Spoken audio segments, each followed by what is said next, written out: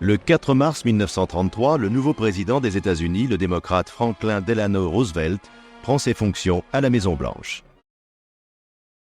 Lors de sa campagne électorale, il avait annoncé que seul un New Deal, une nouvelle donne, pouvait sortir les États-Unis de la récession économique.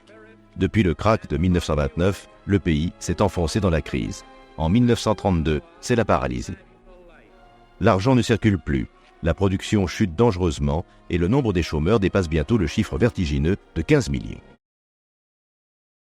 La crise agricole a fait fuir des campagnes des milliers de fermiers qui viennent encore grossir les rangs des demandeurs d'emploi.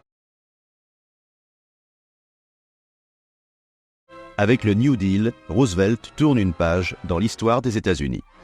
À l'encontre de l'orthodoxie libérale, bien ancrée dans la mentalité des élites américaines, le nouveau président défend l'intervention de l'État dans la vie économique.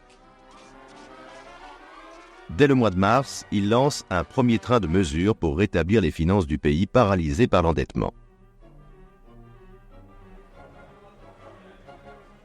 L'Agricultural Adjustment Act ainsi que la Farm Credit Administration de Henry Morgenthau permettent aux fermiers d'obtenir des prêts avantageux et de lever les lourdes hypothèques contractées auprès des banques.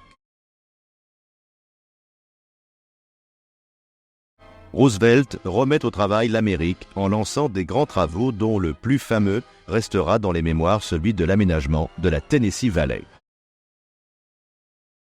Avec la loi sur le redressement industriel, le National Industrial Recovery Act, adopté en juin 1933, Roosevelt va encore plus loin dans l'interventionnisme du gouvernement fédéral. Cette loi instaure à la fois le contrôle de la concurrence, le salaire minimum et la liberté syndicale des travailleurs. Le New Deal ouvre ainsi une ère que Roosevelt veut d'une plus grande justice sociale.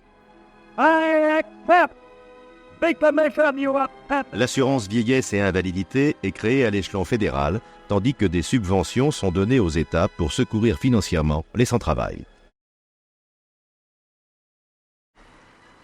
Si le New Deal n'a pas eu d'effet miraculeux sur la crise, il a sauvé l'économie libérale et donné à l'État un caractère plus social et plus juste.